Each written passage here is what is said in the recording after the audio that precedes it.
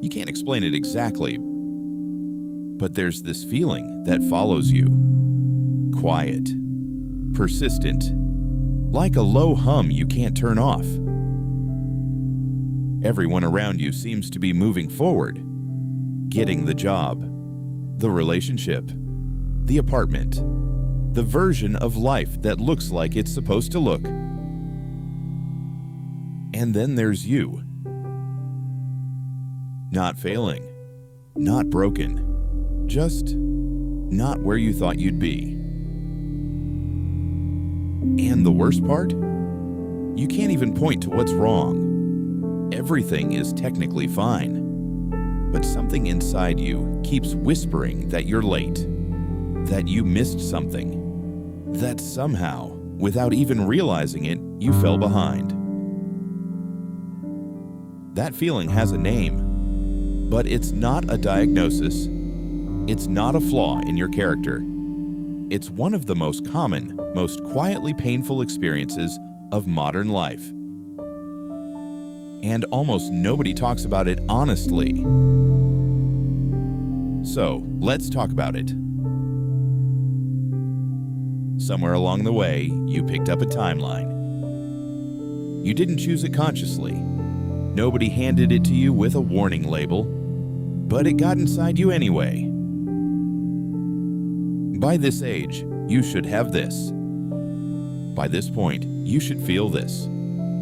By now, you should be this. And when reality doesn't match that invisible schedule, something in your nervous system reads it as failure. Not as a detour, not as a different path, as failure. That's what falling behind actually is. It's not a fact about your life. It's a collision between reality and an expectation you didn't even know you were carrying. Think about where that timeline came from. Some of it came from watching your parents, the age they got married, the age they bought a house, the age they seemed to have it together, or at least looked like they did. Some of it came from school. School is the most perfectly structured timeline humans ever invented. Every year, you move up. Every grade, a checkpoint. Pass, progress, move forward. The whole system rewards you for being exactly where you're supposed to be at exactly the right time. And then one day, school ends. And suddenly, there's no grade, no checkpoint, no teacher telling you where you are on the map. Just life, enormous, unstructured, without a syllabus. But your brain still expects the syllabus. And then there's everyone else. You open your phone. Someone got promoted. Someone got engaged. Someone is traveling somewhere beautiful. Someone built something. Someone is thriving in the exact way you imagined you would be thriving by now. And you're lying in bed at 11 p.m. watching all of it. Here's something worth sitting with. Social media doesn't show you life. It shows you the highlight reel of life, curated, filtered, and posted at the precise moment someone felt good enough to share it. You are comparing your entire interior experience, the doubt, the confusion, the waiting, to someone else's single best moment. That's not comparison. That's a trap. And the deeper trap is this. The more you consume it, the more you start to believe everyone has figured something out that you haven't. That there's a secret to forward motion and you somehow missed the memo. There is no memo. Most people are just as confused as you are. They're just better at posting. But the comparison isn't only external. There's a version of you inside your own mind. A future self you imagined years ago. Maybe at 16, or 22, or 28. You pictured a life. Confident, certain, arrived.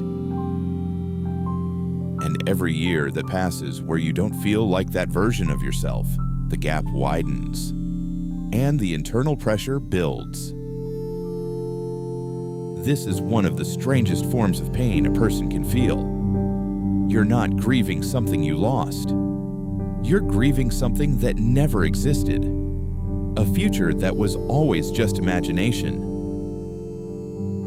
But it felt so real, and somehow its absence feels real too.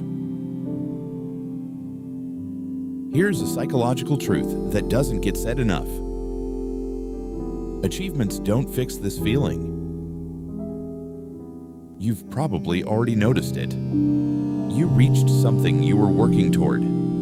A degree, a job, a milestone. And there was maybe a moment of relief, of pride. But it didn't last long. And underneath it, that quiet hum returned almost immediately. Because the goal was never really the goal. The goal was to stop feeling behind. And no external accomplishment can do that permanently because the feeling doesn't live in your resume. It lives in your relationship with time itself. You reach one checkpoint and the timeline just updates. Now you're behind the next thing. It's not a ladder you can climb out of. It's a framework that needs to be questioned. There's also something happening to your perception of time that makes all of this worse. When you were a child, a single summer felt like a lifetime. Time was slow, rich, full of texture. Every week had its own character. As you get older, time seems to accelerate. Not because the clock moves faster, but because of the way your brain encodes new experiences. When everything is new, the brain records everything. When life becomes routine, the brain starts skipping, filtering, compressing. And so, years start to feel like months. And you wake up in December wondering where the year went. And when time feels like it's moving that fast, the feeling of falling behind intensifies. Because now you're not just behind. You're behind, and the gap is growing, and the clock is running. Except it isn't. That's a perception, not a reality. There's also a quieter version of this pressure. One that doesn't come from social media or family expectations. It comes from exhaustion. You've been busy, maybe incredibly busy. But busy doesn't always feel like progress. You can fill every hour of every day and still lie awake at night, feeling like you moved nowhere. That gap between effort and perceived progress is its own kind of suffering. Because you're not lazy. You're not wasting time. But nothing feels like it's adding up. And you start to wonder if you're doing life wrong. If there's a method you're missing. If everyone else has a system and you're just surviving. That wondering is exhausting, and most people are too tired to admit it. Let's stop here for a second, because here's what's actually true. There is no universal timeline. There never was. The idea that there is a correct age for certain achievements, a proper sequence for life's milestones, a schedule that marks you as on track or off track, that idea is entirely constructed. It was built from cultural norms, family patterns, social comparison, and the residue of a school system that organized human development into tidy years and grades. But real life doesn't work that way. It never did. Some people find their purpose at 19. Some find it at 45. Some build everything slowly, invisibly, then suddenly. Some take paths that look like detours, but turn out to be the whole point. There is no behind.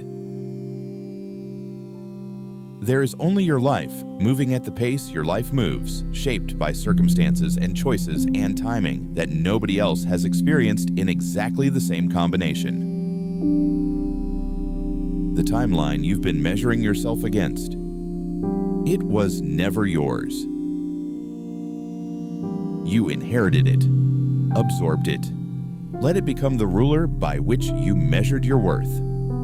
But you can put it down. Not because everything is fine, not because you should stop caring about growth, but because it was never a real ruler to begin with. And here's perhaps the hardest part to hear.